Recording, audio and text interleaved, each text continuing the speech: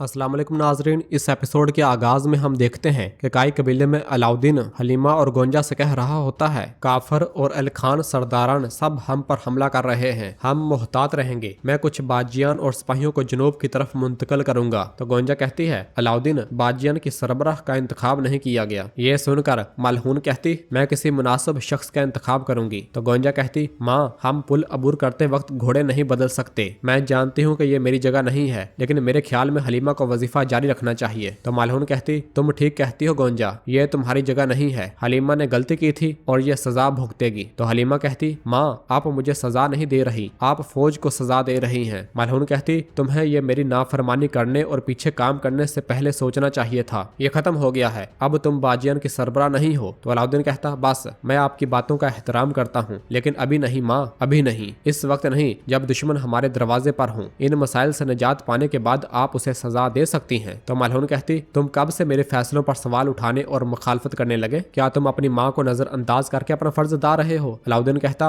मेरा हुक्म हतमी है, हम अब इंतजार और बहस नहीं कर सकते। हलीमा दोबारा बाजियान की सरबराह होगी, ये इंतहाई बासलाहियत बाजियान को इकट्ठा करेगी और अपना फर्ज अदा करेगी। तो मलहून कहती, तुमने वो नज़्मो ज़ब्त बर्बाद कर दिया जो मैंने सालों से कायम किया है अलाउद्दीन। अलाउद्दीन कहता, कबीले में नज़्मो ज़ब्त आपके सुपुर्द है माँ। और फिर पूछता, नीलोफर कहाँ है? और फिर बताता है, अब गोंजा तामीरात की जिम्मेदार है। नीलोफर को कहो कि यूनानी आग की तैयारी जल्द अज जल्द करे। हलीमा गश्त पर निकलो, हम सब मिलकर दुश्मन के खिलाफ अपनी सारजमीन का दिफा करेंगे। हलीमा कहती, इंशाल्लाह। गोंजा भी कहती, इंशाल्लाह। अलाउद्दीन कहता, मैं अपने बाबा का ख्याल रखूंगा, सलामत रहें। और ये कहकर उस्मान साहब के खेमे में चला जाता है।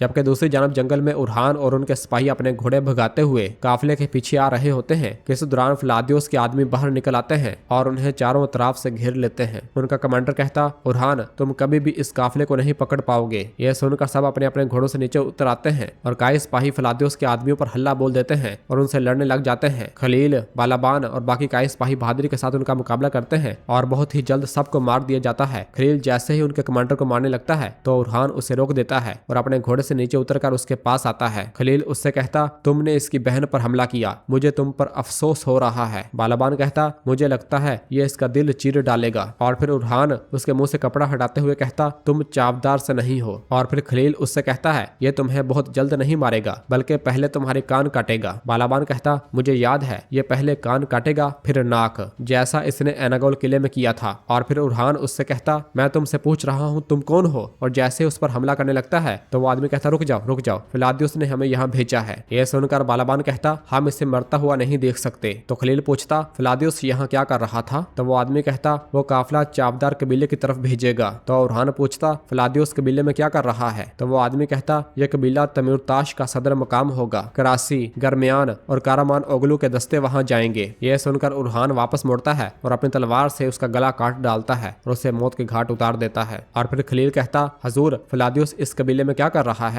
उरहान कहता, हम जानते थे वो मिलकर काम कर रहे हैं, लेकिन हमें नहीं मालूम था कि वो मिलकर लड़ेंगे। तो बालाबान कहता, हजूर तो हम रास्ते में तैयार हो जाएंगे। खलील कहता, मेरे हजूर मैं अपने कबीले में आदमी भेजूंगा और मदद मांगूंगा। उरहान कहता, हमारे पास वक्त नहीं है, हम चावदार कबीले जा रहे हैं, चलो खलील। ये कहकर सब अपने अपने घोड़ों पर सवार होते हैं और चावदार कबीले की जानब रवाना हो जाते हैं।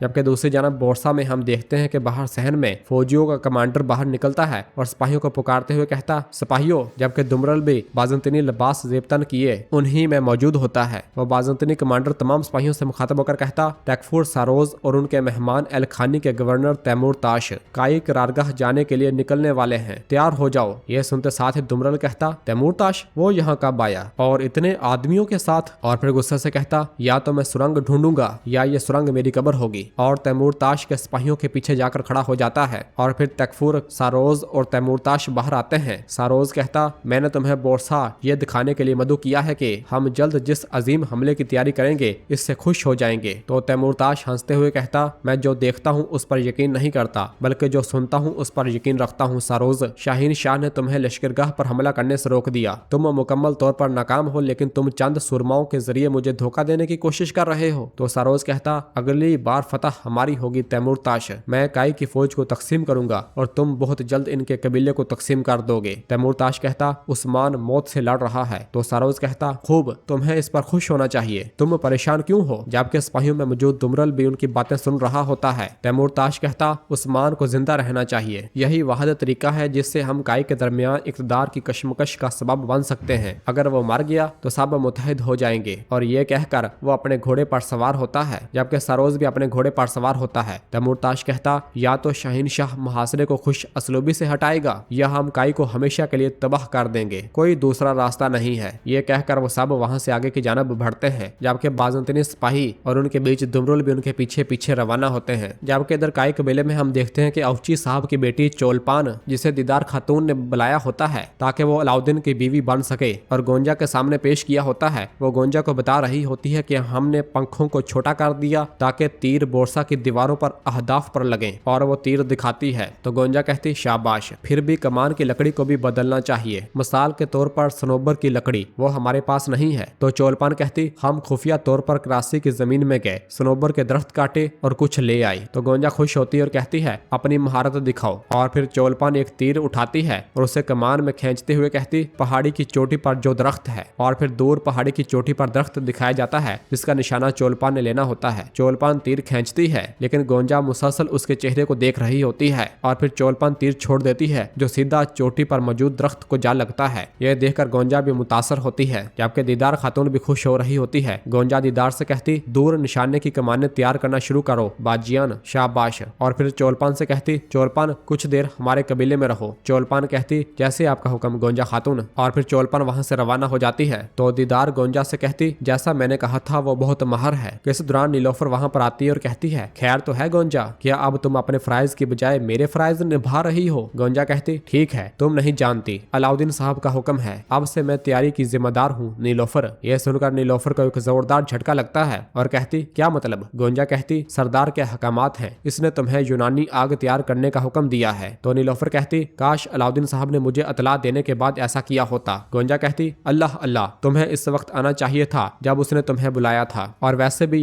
तुम ये नहीं कहती थी कि तुम यूनानी आग का काम संभालना चाहती हो? यही तो है, अलाउद्दीन ने तुम्हें वो दिया जो तुम चाहती थी, और तुम क्या चाहोगी? तो नीलोफर कहती है, कहते हैं मुश्किल वक्त में लोग एक दूसरे को जानते हैं, तो मैंने तुम्हें अच्छी तरह जान लिया गोंजा। और ये कहकर नीलोफर वहां से रवाना हो जाती है, जबकि गोंजा पीछे से नीलोफर पुकारती रह जाती है। दीदार कहती, आखिरकार उसे वो मिला जो उसका हक था। कुछ भी हो, तुम जानती हो चोलपान औची साहब की बेटी है, क्या ख्याल है तुम्हारा? वो अपने काम और आदाब में माहिर है। सबसे अहम बात, वो फर्मा बरदार है, जो तुम कहती हो वो करती है। तो गोंजा कहती, सबसे पहले मैं उसे करीब से देखूंगी। ये इतना आसान नहीं है, ये अलाउद्दीन का मामला है, बाकी मुस्तकबिल का मामला है दीदार खातून। दीदार कहती, ऐसा ही है, तुम ठीक कहती हो, लेकिन हमें तेज होना होगा, कौन जानता है वक्त क्या ले आएगा। गोंजा कहती, वक्त ने हमेशा मुझसे छीना है, इसलिए मैं कभी जल्दी नहीं करती। मैं जानती हूँ कि आग पर रखा हुआ लोहा बहुत जल्द मुड़ जाता है। तो दीदार कहती, अगर लोहा महर हाथों में तैयार हो तो ये बेहतरीन शक्ल अख्तियार कर लेता है, हमारे पास कोई और रास्ता नहीं गोंजा खातून। और ये कहकर दीदार वहां से रवाना हो जाती है, जबकि पीछे से गोंजा परेशान होते हुए कहती, मेरे अल्लाह। और जैसे ही वापस मुड़ती है तो वो सामने अलाउद्दीन को देखती है, जिसे देखते हुए कहती, मेरे अलाउद्दीन अली, मेरा दिल जल रहा है, मेरा दिल जल रहा है, और मैं ये आग अपने हाथों से भड़का रही हूँ सिर्फ तुम्हारे लिए। जबकि दूसरी जानब जंगल में हम देखते हैं कि उरहान साहब और उनके सिपाही घोड़े भगाते हुए जब फलादियोस के पीछे जा रहे होते हैं तो वो रास्ते में उन्हें देख लेते हैं। नीचे से फलादियोस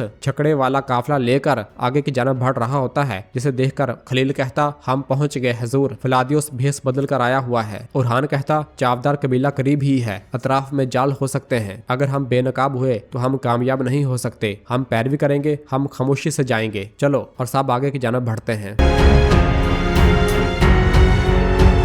और नाजरीन, इसी जगह पर एपिसोड खत्म करते हैं। मिलते हैं बहुत जल्द अगली एपिसोड के साथ। वीडियो को लाइक कर दें और जिन दोस्तों ने अभी तक चैनल सब्सक्राइब नहीं किया वो जल्दी से चैनल सब्सक्राइब कर दें और बेल आइकन यानी घंटी वाले निशान को भी प्रेस कर दें, ताकि आने वाले एपिसोड्स आपको आसानी मिल सकें। दुआओं में याद रखें। अल्लाह हाफिज।